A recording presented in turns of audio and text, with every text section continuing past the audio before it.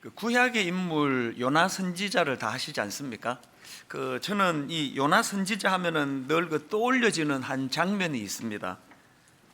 하나님께서 요나 선지자에게 니느웨로 가서 말씀을 전하라 그렇게 명하시는데 불순종합니다.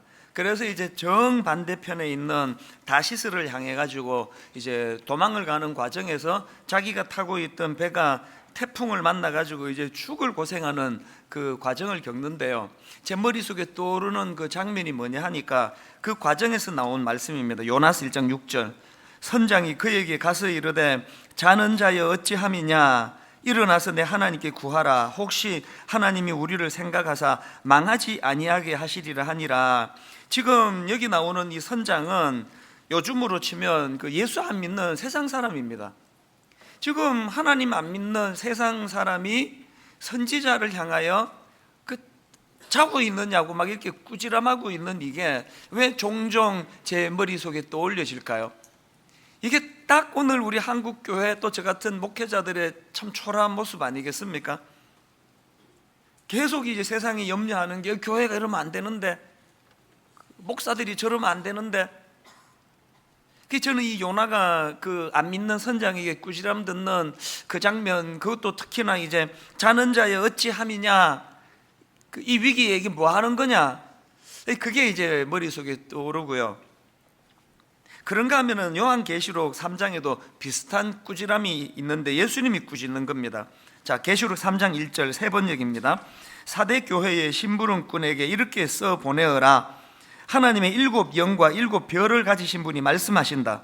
나는 내 행위를 안다. 너는 살아있다는 이름은 있으나 실상은 죽은 것이다. 그러면서 2절이 무서운 겉면 아니겠습니까? 깨어나라. 그리고 아직 남아있지만 막 죽어가는 자들을 굳건하게 하여라. 할 일이 얼마나 많은데 지금 이렇게 교회가 죽어 있어서 되겠느냐? 이게 지금 그 하나님 안 믿는 선지자가 요나에게 꾸짖는 거하고 같은 맥락의 말씀 아닙니까? 너는 살아있다는 이름은 있으나 실상은 죽은 것이다. 사대 교회를 향한 이 꾸지람이 오늘 분당 우리 교회에는 해당되지 않습니까?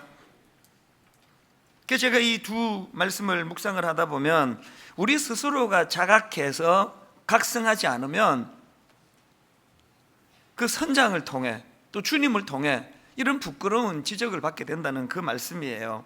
제가 왜 이 말씀을 드리는가 하면 오늘 본문 11절에서의 지적이 그 말씀입니다. 또한 너희가 이 시기를 알거니와 자다가 깰 때가 벌써 되었으니, 자다가 깰 때가 벌써 되었으니 이는 이제 우리의 구원이 처음 믿을 때보다 가까웠습니다. 이 본문 말씀을 쭉 이제 묵상을 하면서 이 경고의 말씀을 심각하게 우리 하나님의 말씀으로 받고 이제 이것을 점검해야 되겠다 생각을 해보니까요, 여기 나와 있는 경고의 말씀이 대략 2가지로 정리가 되더라고요. 하나는 지금은 각성할 때임을 자각하라는 거예요. 그런가 하면 또 하나가 뭡니까? 꼭 머리에 있으면 자각하지 말고 진짜 자각이 일어났다면 그 자각에 걸맞는 삶과 행동의 변화가 뒤따라야 된다. 딱 이 2가지예요, 이 경고의 말씀이. 그래서 오늘 이 부분을 좀 살펴보려고 하는데요. 자, 여러분, 오늘 본문을 통해 주시는 2가지 경고의 말씀 중에서 첫 번째가 뭐라 그랬습니까? 지금은 위기의식을 가지고 각성할 때라는 겁니다.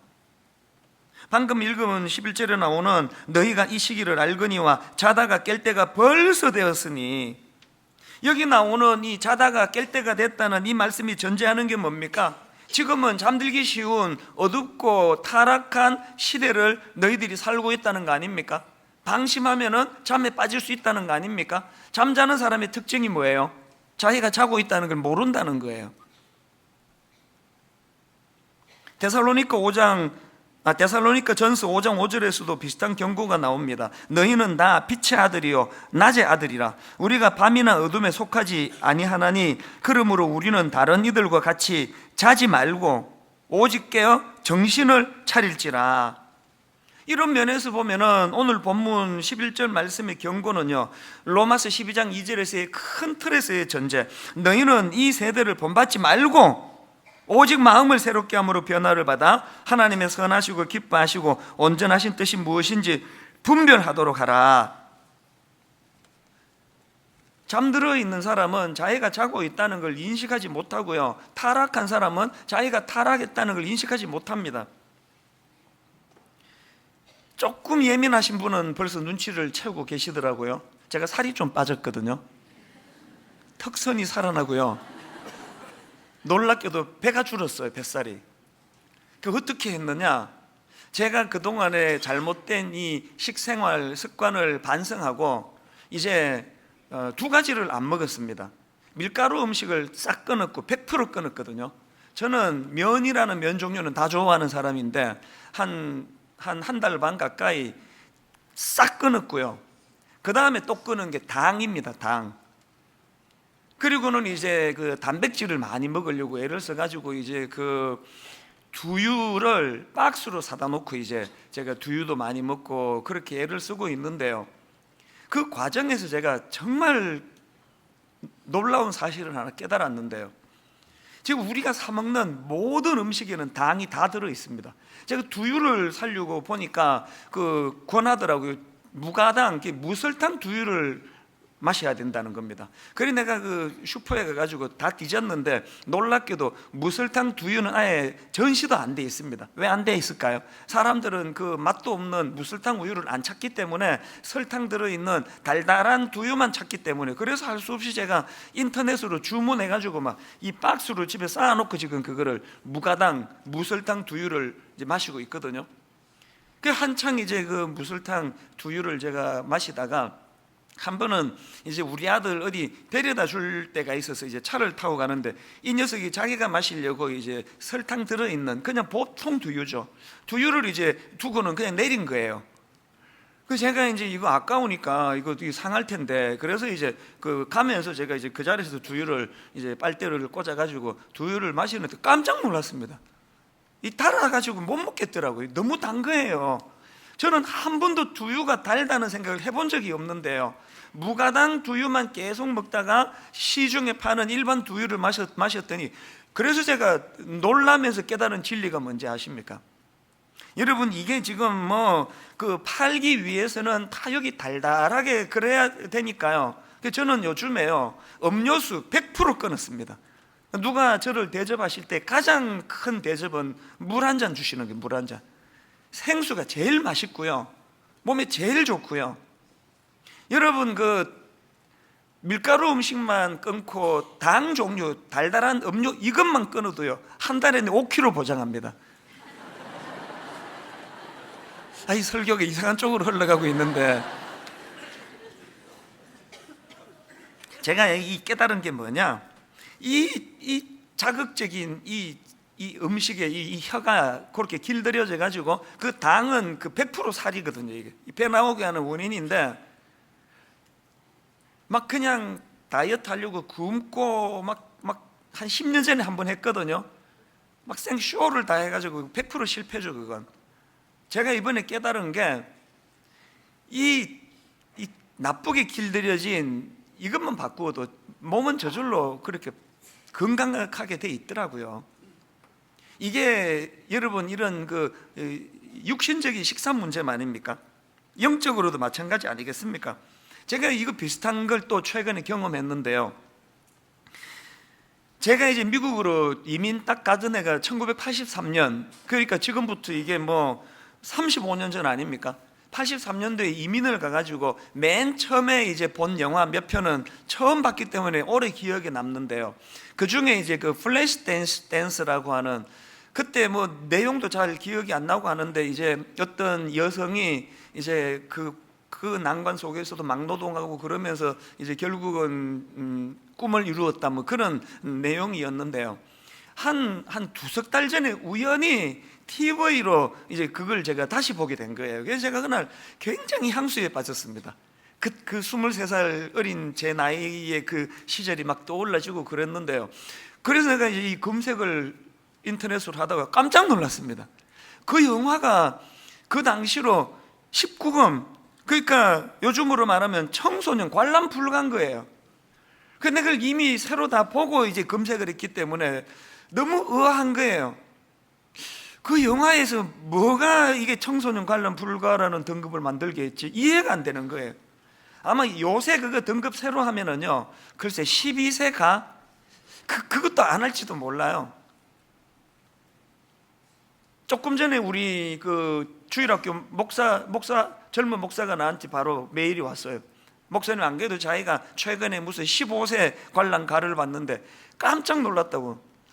그 필요하지도 않은 장면이 여자가 그냥 우퉁훌렁 막 벌써 젖히고 그런 영화가 15세 관람가예요.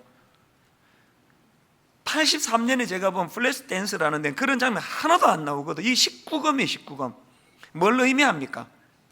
그 달달한 거에 내 혀가 이미 익숙하면서도 전혀 인식하지 못하는 거와 마찬가지로 우리 모두가 다 음란하게 짝이 없는 이런 자극적인 문화에 길들여져 있는 거예요.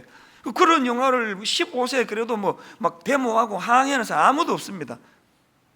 이런 것들이 지금 오늘 본문에서 주는 이 경고의 말씀이 얼마나 이게 절실한 건가를 깨닫게 만드는 겁니다. 그래서 누가복음 21장 34절에서도 예수님이 이런 경고를 하시지 않습니까? 너희는 스스로 조심하라. 그렇지 않으면 방탕함과 술 취함과 생활의 염려로 마음이 둔하여지고, 이게 문제 아닙니까? 혀도 둔해지고 마음이 둔하여지고. 처음부터 그렇게 그 수치스러운 부끄러운 자리에 뭐 빠지려고 그랬겠습니까?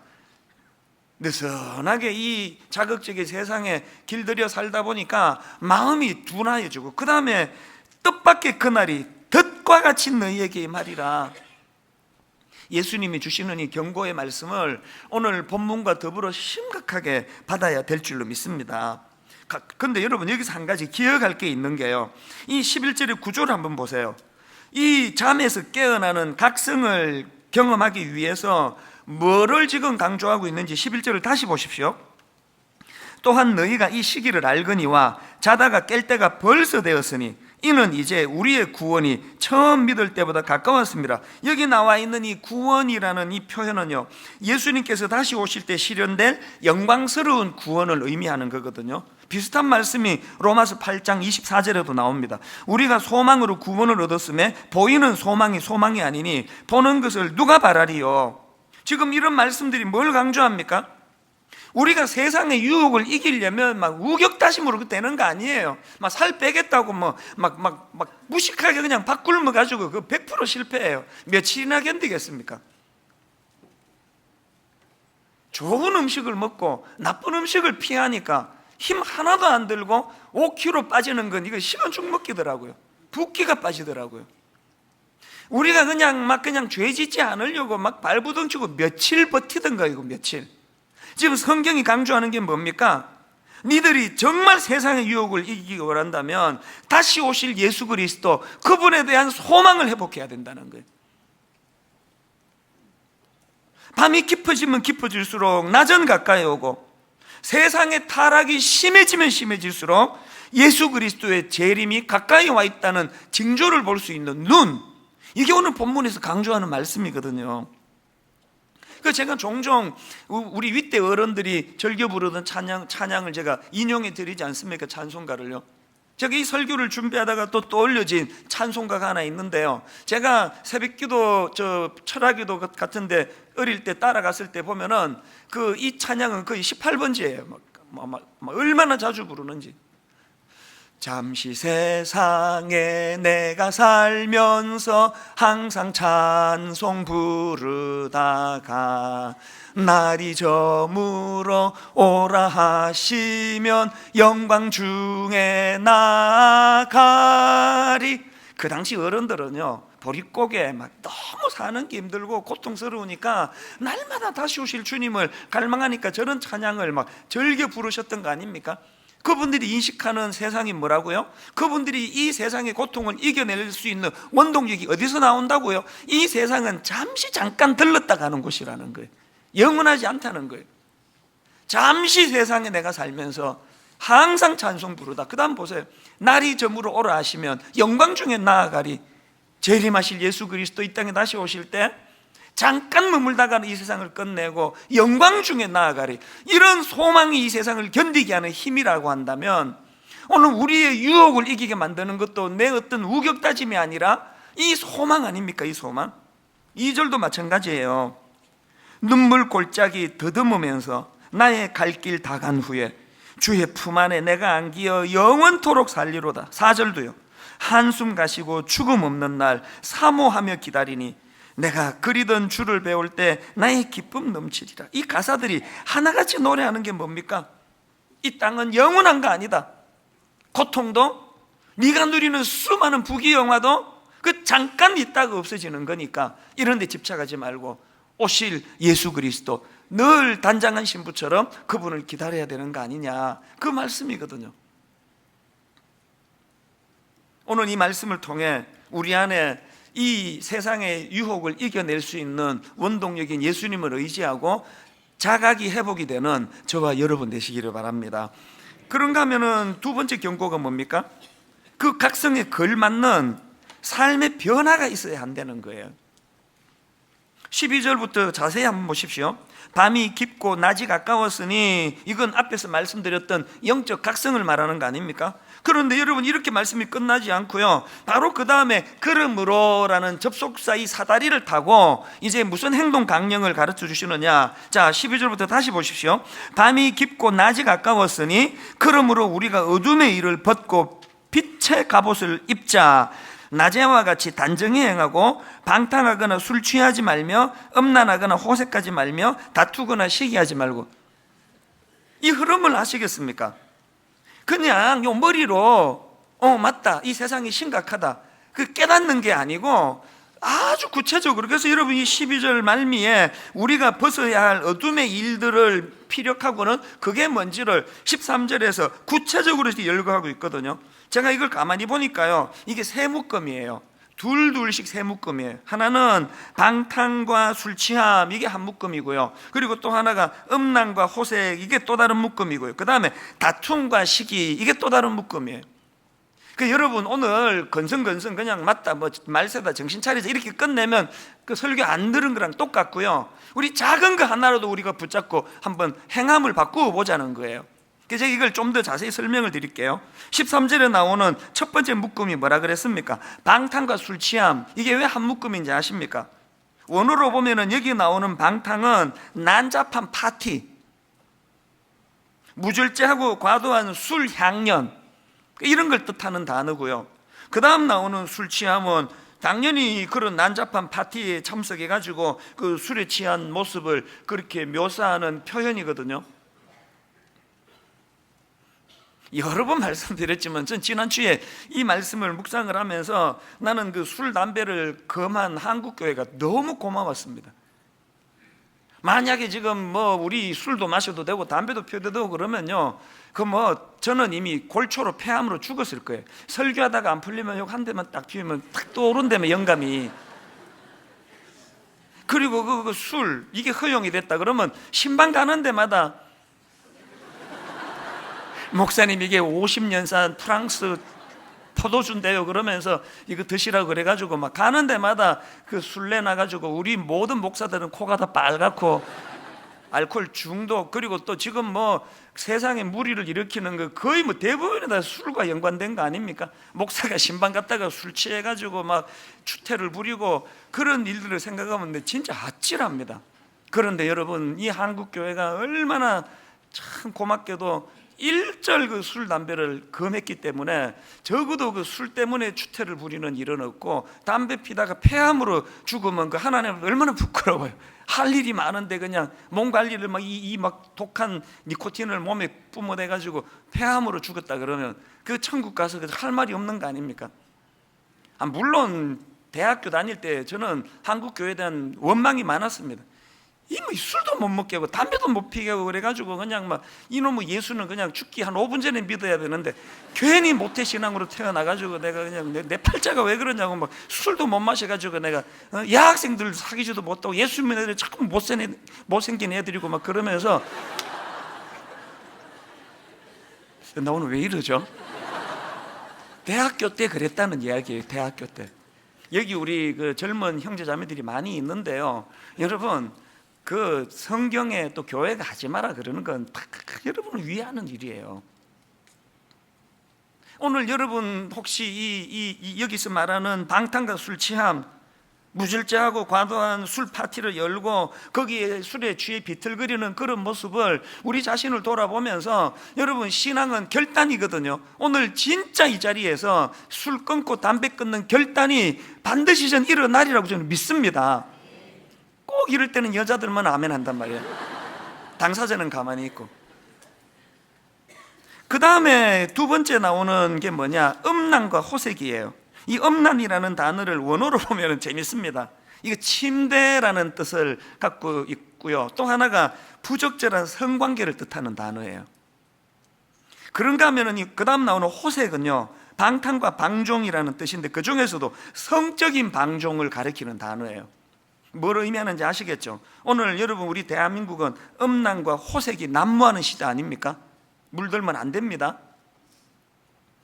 마지막 나오는 세 번째 묶음은 다툼과 시기예요. 다툼은 우리말과 통용되는 그대로고요. 여기 나오는 시기라는 단어가 또 재밌습니다. 원어로 보면 이 시기는 열심이라는 뜻도 있고, 또 시기, 질투 이런 뜻을 갖고 있는 의미예요.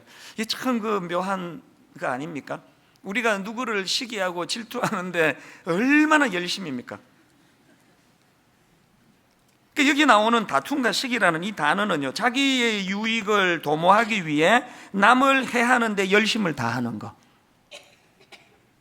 참 그것 때문에 상처받는 분도 많고요, 상처 주는 사람은 더 많은 게 대한민국 아닙니까? 조금만 앞서면 그냥 그 시기와 질투에 열심을 다해가지고 없는 말도 만들어내고 깎아내리고. 그래서 이 13절에서 우리가 행동으로 변화돼야 되는 새 묶음, 6단어가 주는 의미를 정리해 보면은, 예수 믿는 우리는 과도한 음주 생활 이거 안 됩니다. 술 취해 가지고 그렇게 통제되지 않는 삶 끊으셔야 됩니다. 그런가 하면은 두 번째, 방탕한 성적인 이런 타락 그거 안 됩니다. 마지막으로 시기심에 기인한 분쟁과 다툼 끊으셔야 됩니다. 그런데 여러분, 여기서 13절을 다시 한번 보십시오.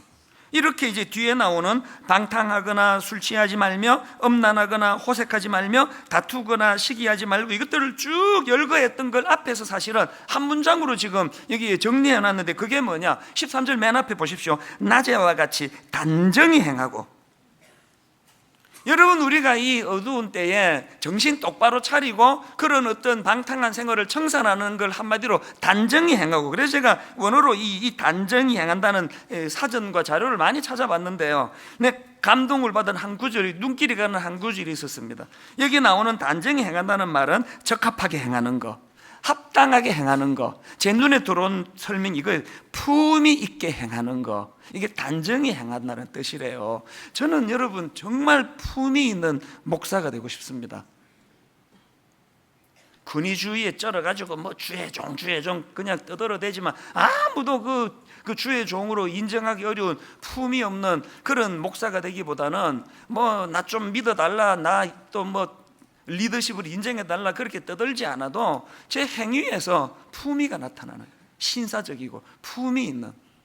근데 여러분, 우리 하나님은 제게 바로 제 곁에 계시는 아빠, 아버지예요. 제가 이 품위에 대해서 계속 생각을 하는데, 바로 지난 목요일로 기억하는데요, 집사님, 후배 집사님이 오랜만에 저를 찾아왔습니다. 이런저런 이야기를 나누는데, 오늘 설교가 끊이지도 않았는데 이분이 뭐라고 얘기하는가 하니까, 여러분 구글 회사 다 아시잖아요. 이분이 구글 창업할 때 얘기를 저한테 해주는데요, 구글이라는 회사가 창업하면서 내세운 기업 모토가 뭔지 아십니까? 저도 사실은 잘 몰랐습니다. 구글이 창업하면서 내세운 기업 모토가 Don't be evil, 우리말로 사악해지지 말자. 이게 굉장히 독특한 거 아닙니까? 회사가 돈 많이 벌자 이런 걸 해야 되는데 사악해지지 말자. 그리고 후배 집사님이 가자마자 궁금해가지고 제가 그걸 검색을 해봤더니요, 거기에 제가 참 감동이 되는 부분이 있더라고요. 왜 회사를 창립하면서 사악해지지 말자 이런 표어를 만들었나 했더니요, 이렇게 답이 나와 있더라고요. 회사를 창립하면서 나쁜 짓 하지 않고도 돈을 벌 수 있다는 걸 보여주자, 그런 뜻으로 만든 게 Don't be evil. 사악해지지 말자는 거예요. 그리고 또 그 검색한 거기 보니까 최근에 그 기업 모토를 바꿨대요. 그 사악해지지 말자에서 어떻게 바꾸냐 하니까 Do the right thing. 똑바로 살아라. 그 왜 이렇게 바꾸냐 하니까 그동안에는 이게 좀 소극적으로 사악해지지 말자, 이게 좀 소극적인 표현이라면 이제 더 적극적으로 똑바로 살아라, 똑바로 살자, Do the right thing, 그렇게 정했다는 거예요. 물론 이 구글이라는 회사 전 잘 모르고요, 또 보는 각도에 따라 평가가 다 다르겠지만 저는 지금 이 창업을 하면서 내세운 기업 모토, 이거를 제가 오늘 본문을 가지고 묵상하다가 보니까 이게 참 교회도 이런 슬로건을 좀 만들면 좋겠다, 그런 생각이 드는 거예요. 왜? 이게 지금 성경이 말하는 품이 있는 크리스천 아닙니까? 저는 우리 대한민국 맨날 누가 갑질을 했다, 딸이 갑질을 했다, 또 딸이 갑질을 했다, 또 엄마가 갑질을 했다, 이런 기사만 나와있죠. 저 진짜 믿습니다. 알려지지 않았지만 바로 이런 정신을 가지고 사악해지지 말자, 또 똑바로 살자, 그런 정신을 가지고 회사하는 많은 분들이 계시다고 저는 확신합니다.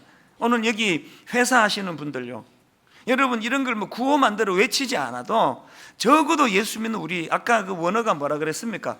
품위를 지키고 살아야 돼. 그리스도인으로 돈 좀 적게 벌어도 여러분 이런 꿈이 실현되기를 원하신다면요, 기억해야 될 게 하나 있습니다. 12절을 다시 보십시오. 밤이 깊고 낮이 가까웠는데 그러므로 우리가 어둠의 일을 벗고 빛의 갑옷을 입자. 여기 나오는 갑옷은 원어로 호플론이라는 단어인데요, 이 단어는 무기라는 뜻, 무기, 그 전쟁을 위한 무기 같은 단어가 요한복음 18장 3절에도 나오는데 여기서는 그렇게 번역하고 있습니다.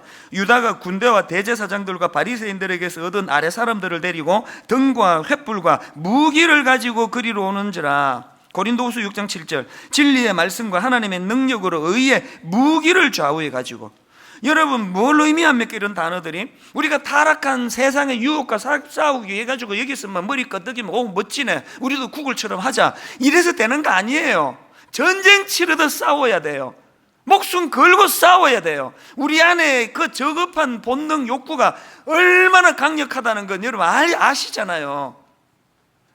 피 흘리기까지 싸워야 이게 이길 수 있는 거라는 겁니다. 이것과 관련해서 뭐 누구 예를 들 게 아니라 정말 부끄럽게 짝이 없는 저의 부끄러운 고백을 드려야 될 것 같습니다. 지난주에 제가 그 설교 시간에 우리 그 송림중고등학교 이사장님 또 학교가 참 고맙더리 사랑에 빚을 졌다, 그 얘기를 하면서 이제 원고에도 없는데 툭 튀어나온 그 말 한마디를 제가 했지 않습니까? 몇 달 전에 내 우연히 신문을 보니까 우리 교회처럼 학교를 빌려서는 교회 이사장님이 구속이 됐는데 그 뇌물을 받아가지고 구속이 됐다 그러더라. 그 이야기를 제가 던졌거든요. 뭐 물론 그 어느 교회다 뭐 어느 학교다 해서 내가 누구 명예를 훼손할 생각이 없었는데요, 그렇게 하고는 이제 쭉 그 기억을 갖고 한 게 아니라 그 내용 자료를 제가 그 읽었던 기사들을 보니까 그게 뇌물이 아니고 횡령 문제로 교육청 감사를 받은 거로 잘못 제가 기억을 하는 거예요. 그리고 구속된 적이 없다는 거예요. 이게 왜 저에게, 이게 월요일까지도 제가 이걸 인식을 못했는데 수요일 새벽에 일어나가지고 성령님이 너무나 마음에 가책을 주시는데요, 이게 여러분 지금 이게 그 뇌물로 구속된 것도 아닌데 뇌물로 구속돼서 이 단어 하나가 뭘 의미합니까? 그 교회가 그 빌려 쓰고 있는데 어느 교회가, 물론 이름 안 밝혔지만 어느 교회가 이거 뇌물을 줬다는 걸 전제로 하는 이야기 아닙니까? 이게 있지도 않은 사실도 아닌데 그 수요일 날 막 너무 마음에 가책이 밀려오는 겁니다. 이걸 제가 의도적으로 한 것도 아니고 그냥 이제 우리 학교 이사장님 참 고맙다 그러면서 제가 툭 튀어나온 그, 제가 오늘 새벽에도 마음에 참 아픔이 오더라고요. 지금도 전 아파요. 그러면서 제가 왜 아픈지 아세요? 품위를 지키기가 이렇게 힘든 거구나. 이게 정말 이게 그냥 계속 설교를 하다 보니까 이런 우를 범하기가 쉬운 거 아닙니까? 그냥 툭 나온 거거든요. 그게 저의 이 부끄러운 고백을 여러분께 왜 드러내는지 아십니까? 당연히 잘못된 생각을 교정해 드리고 싶고요. 지금 우리나라에 우리처럼 학교를 빌려서는 교회들이 얼마나 많은데, 그런 교회들이 오해를 저 때문에 있지도 않은 오해를 받는 건, 그건 너무 저에게 그 두려운 일 아니겠습니까? 그리고 또 목사인 제가 이런 고백을 하는 게 뭘 의미합니까? 만만치 않은 싸움이라는 거예요. 그렇기 때문에 여러분, 오늘 저는 이 본문 말씀에서 우리 이 성화의 측면, 이거를 저는 발견하는데요. 자, 12절과 14절을 보십시오. 그러므로 우리가 어둠의 일을 벗고 빛의 갑옷을 입자. 14절에 오직 주 예수 그리스도로 옷 입고, 여기에 지금 어둠의 일을 벗고 그 다음에 예수 그리스도로 옷 입고라는, 이게 성화의 두 측면을 설명할 수 있는 단어예요. 성화가 뭔지 아십니까? 성화는 첫째, 죄의 옷을 벗어버리는 거예요. 죄의 옷을 벗어버린다는 게 뭘 말합니까? 자신의 죄를 죽이는 게 그게 성화예요. 그런가 하면은 두 번째로, 성화는 예수 그리스도의 옷을 입는 것이다. 무슨 말입니까? 우리가 예수 그리스도의 삶과 인격을 닮아가는 그게 성화고요. 그 과정에서 전적으로 주님을 의지하는 태도, 이게 성화예요. 제가 목회 28년 차 목사지만 한순간도 툭 튀어나오는 말 하나조차도 성령님에 의해 예수 그리스도를 닮은 그런 품이 있는 목사가 되기 위해서는 주님을 의지하지 않으면 안 된다는 걸 지난 수요일 새벽에 뼈저리게 제가 느끼고 가슴 아프게 제가 반성하는 게, 몰랐는데 또 스물스물 교만이 지금 저 안에 들어와 있는 거거든요. 오늘 말씀의 결론을 이렇게 맺기를 원합니다.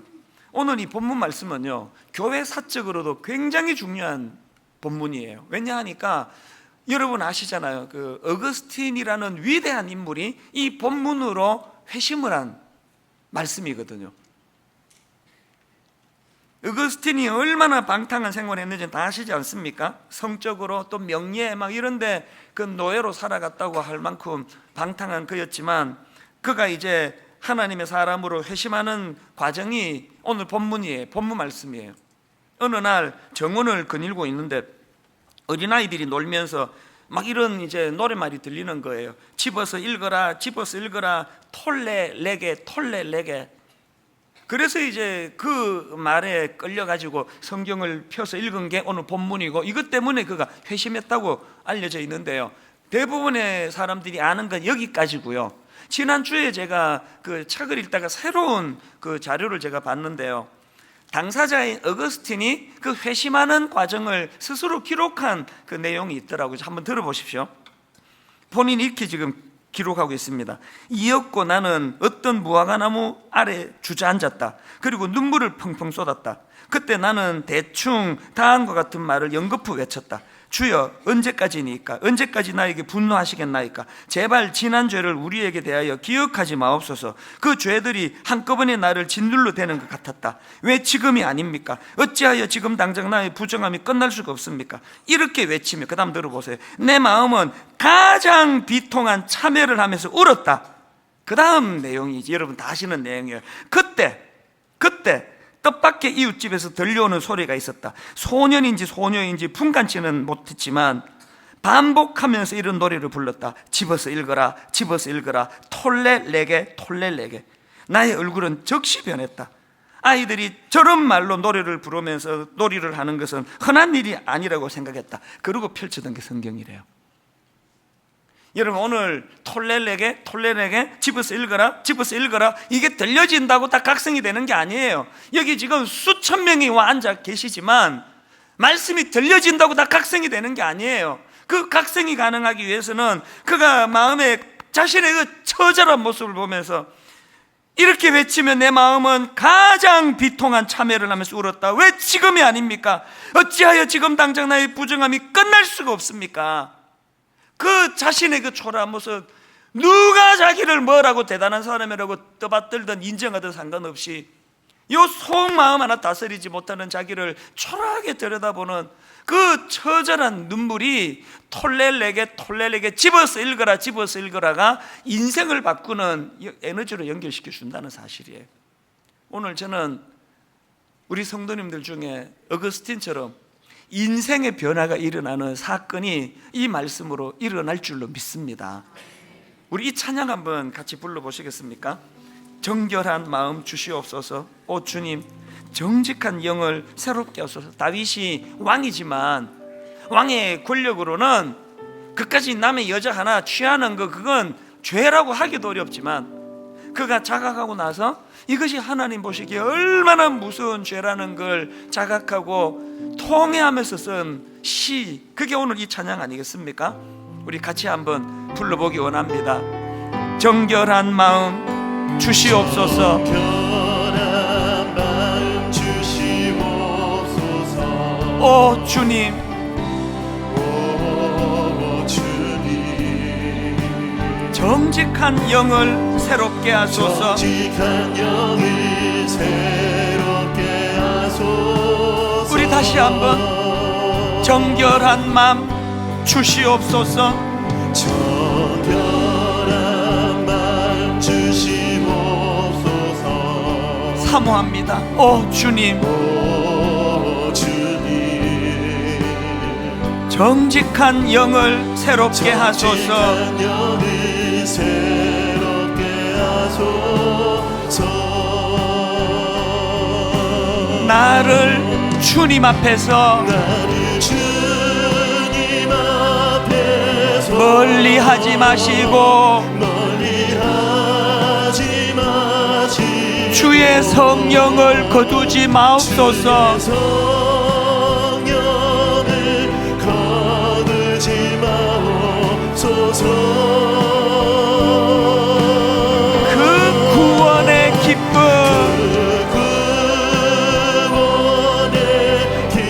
다시 회복시키시고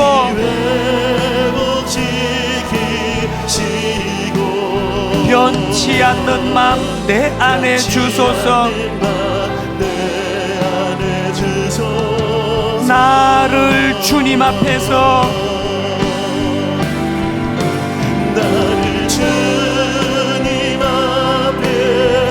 멀리하지 마시고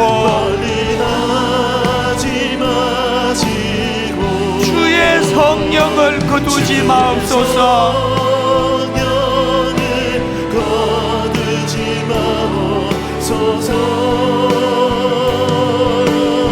그 구원의 기쁨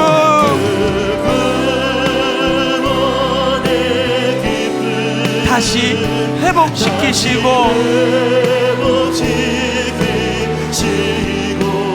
변치 않는 마음 내 안에 주소서.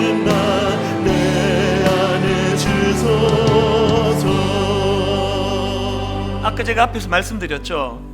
잠든 사람은 자기가 자는 걸 몰라요. 영적으로 잠든 사람은 자기가 잠들었다는 걸 모릅니다. 그래서 허구한 날 배우자한테 당신은 이게 문제야, 당신은 저게 문제야, 알아? 당신은 이것 때문에 안 돼, 당신이 이래가지고 애들이 이래, 당신은 이게 문제야, 계속 지적하고 있는 그 사람이 모르는 게 뭔지 아세요? 자기 배우자가 갖고 있는 그 모든 문제점보다 더 큰 문제가 자기에게 있다는 거. 배우자의 연약함을 그런 식으로 날카롭게 비판하고 지적하는 것이 아니라 긍휼함으로 그를 보듬어야 된다는 걸 모르는 깊은 잠에 빠져 있는 거거든요. 교회도 마찬가지 아닙니까? 웬 비판이 이렇게 난무하는지 아십니까? 잠든 사람이 너무 많거든요. 어거스틴처럼요, 자기가 잠들었다는 사실을 자각하면 그것 때문에 쓰라리고 괴로워서 누구 지적해 줄 여력이 없습니다.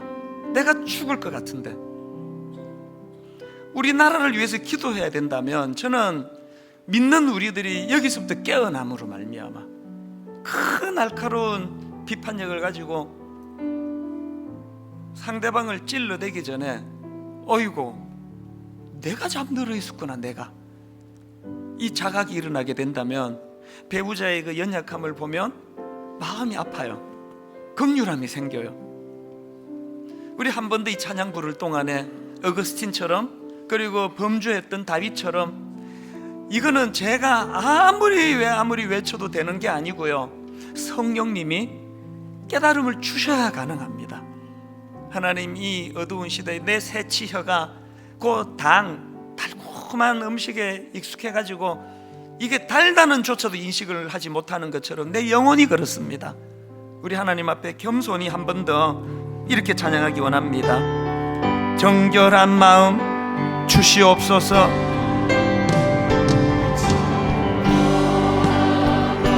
주시옵소서. 오 주님, 오 주님, 정직한 영을 새롭게 하소서. 정직한 영을 새롭게 하소서. 간절히 구합니다. 정직한 정결한 마음 주시옵소서. 주시옵소서. 오 주님, 오 주님, 정직한 영을 새롭게 하소서. 정직한 영을 새롭게 하소서. 어거스틴처럼 절박하게 사모합니다. 나를 주님 앞에서 멀리하지 마시고 주님 앞에서 멀리하지 마시고 주의 성령을 거두지 마옵소서. 성령을 거두지 마옵소서. 그 구원의 기쁨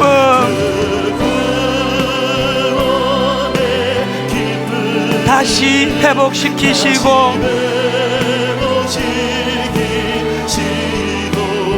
변치 않는 마음 내 안에 주소서. 나를 주님 앞에서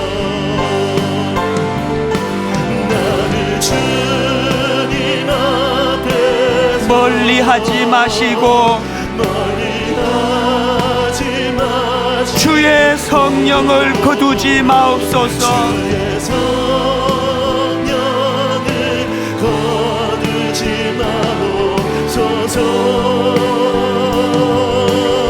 그 구원의 기쁨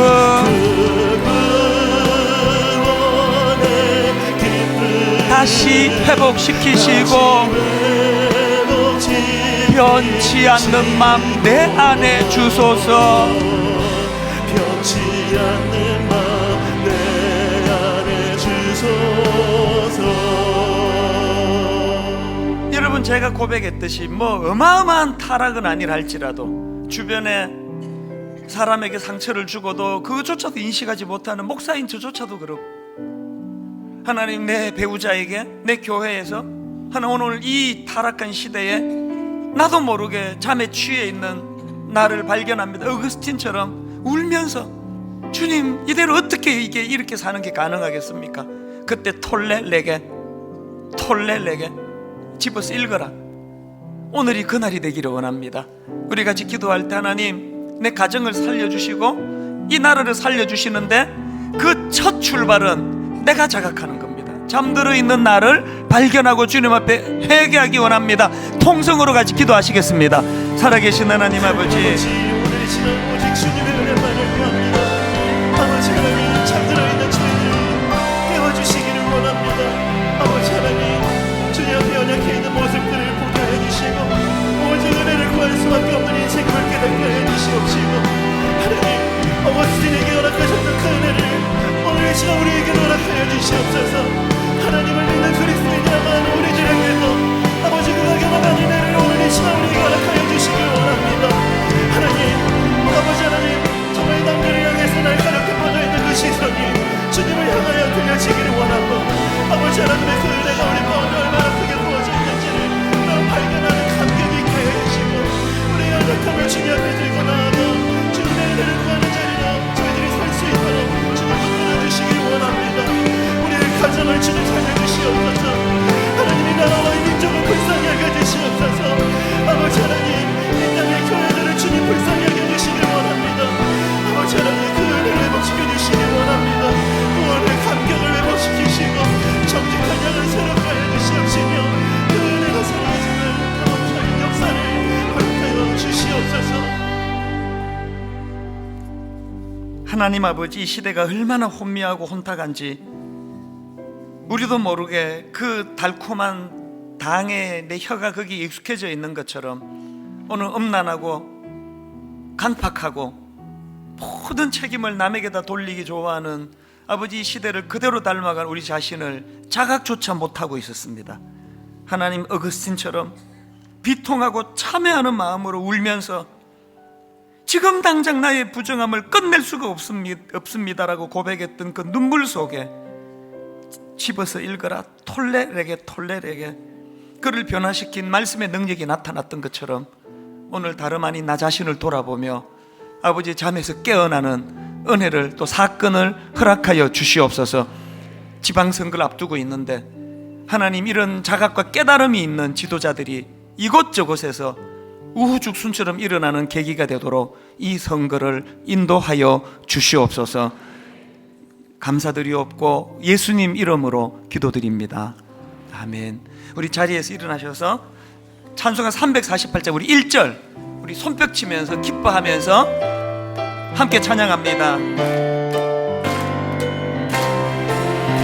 마귀들과 싸울지라 죄악 벗은 형제여 담대하게 싸울지라 저기 악한 적병과 심판날과 멸망에 난 내가 섰는 눈앞에 곧 다가오리라. 영광 할렐루야